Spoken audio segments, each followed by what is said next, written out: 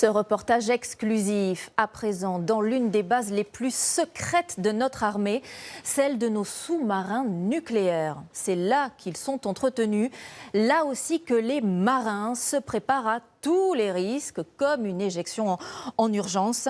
Exceptionnellement, nous avons été autorisés à y entrer et à filmer, alors que ce site, en temps normal, est totalement interdit d'accès. Nous partons donc à l'île Longue, au large de Brest, avec Esther Lefebvre, Irina Fourny et Raphaël Etienne. En sortie, direction pour nous, l'île Longue. Monter dans ce bateau, c'est faire la navette entre deux mondes. Devant nous, les lueurs de la base la plus secrète de la marine française. Derrière, la ville de Brest encore endormie.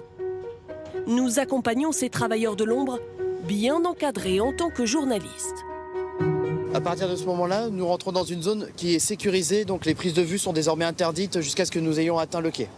Sécurisé, c'est peu dire. Cette péninsule, appelée île Longue, est le port d'attache des sous-marins nucléaires français.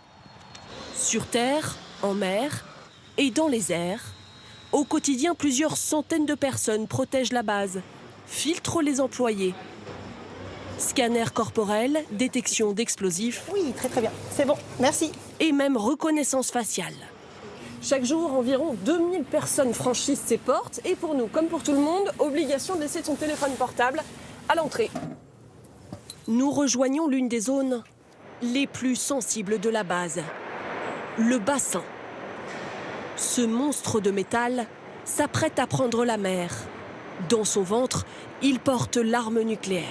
L'activité du jour, c'est la sortie du sous-marin. Les horaires, c'est début de translation, c'est prévu pour 11h20. Brice dirige cette manœuvre de sortie délicate. La fin de 7 semaines de travaux de maintenance en cale sèche. L'eau monte tout doucement. À partir d'un certain moment, le sous-marin, il va ce qu'on appelle se déséchouer. C'est-à-dire que c'est l'eau qui va faire porter le sous-marin. Pose de manœuvre générale, on passera la vérité. Du haut de sa grue, Cyril s'assure que le sous-marin est bien harnaché. Ah, c'est bon, 14 000 tonnes, 138 mètres de long. Il ne doit surtout pas basculer ou toucher le quai. Par endroits, il y a moins d'1 mètre d'écart. Les 2 câbles qui sont à l'arrière vont nous permettre de pouvoir tracter le sous-marin. Et les 2 câbles qui seront à l'avant vont nous permettre de retenir le sous-marin. Tracté, car ce poids lourd n'est pas fait pour naviguer en surface avec une telle précision. Vous avez un accord pour débuter la translation. Dans le sous-marin, l'équipage est au complet avec ses 115 marins. Aidé par des remorqueurs et des pousseurs, il sort du bassin. Il va partir en mer, il va revenir, tout un cycle d'entraînement avec d'autres éléments de la Marine nationale avant de pouvoir un jour partir en patrouille et revenir quelques mois plus tard. Le rôle du commandant de l'île Longue, garantir qu'en permanence, au moins un sous-marin nucléaire lanceur d'engins est en mer parmi les 4 Français. Le triomphant, le téméraire, le terrible ou le vigilant.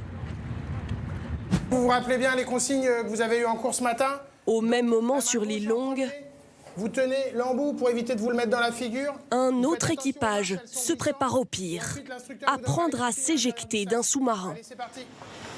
En cas d'avarie grave, explosion, incendie, fuite d'eau, c'est le sas de la dernière chance.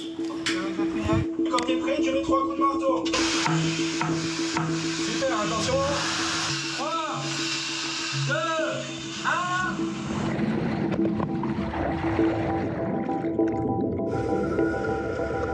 Il est propulsé à la surface, grâce à l'air piégé dans sa combinaison étanche. Des gestes qu'il répète tous les 2 ans, dans cette cuve de 4 mètres. Ça n'a jamais été fait en cas réel. On fait des exercices à moindre profondeur. Cependant, ce système-là peut être utilisé jusqu'à 180 mètres sur un sous-marin en opération. Donc on a conscience que la remontée sera très rapide, d'où potentiellement des problèmes de santé en arrivant en haut. Ça reste quelque chose qui peut représenter un danger si on était amené à le faire en conditions réelles. Se préparer à tous les risques, en mer et sur terre. Notamment celui d'une exposition à la radioactivité. Il est contaminé à la jambe. Le pôle médical prend en charge un blessé fictif. Personne masculin. Un technicien d'un atelier réacteur brûlé au mollet. Tout est très codifié. Il faut savoir que le déshabillage permet de retirer 90% de la contamination. Donc c'est très important.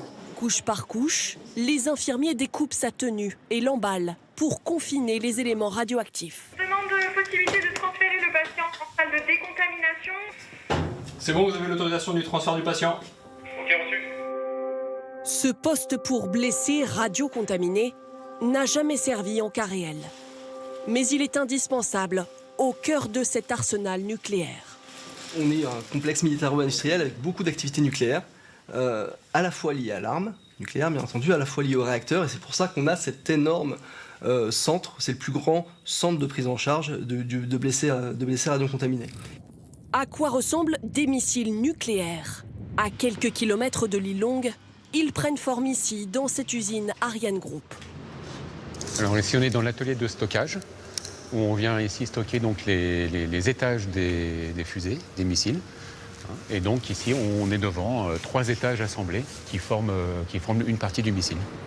Ces tubes gris, des missiles quasiment prêts. Ne manquent que les têtes nucléaires au sommet.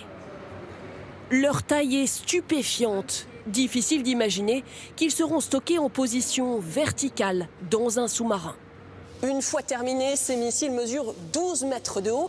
Et il faut bien se rendre compte qu'il y en a 16 comme ceci à l'intérieur de chaque sous-marin lanceur d'engins. La puissance de feu de chaque sous-marin représente l'équivalent de plusieurs centaines de fois la bombe d'Hiroshima. En théorie, bien sûr, car le principe de la dissuasion est de ne jamais recourir à cette arme.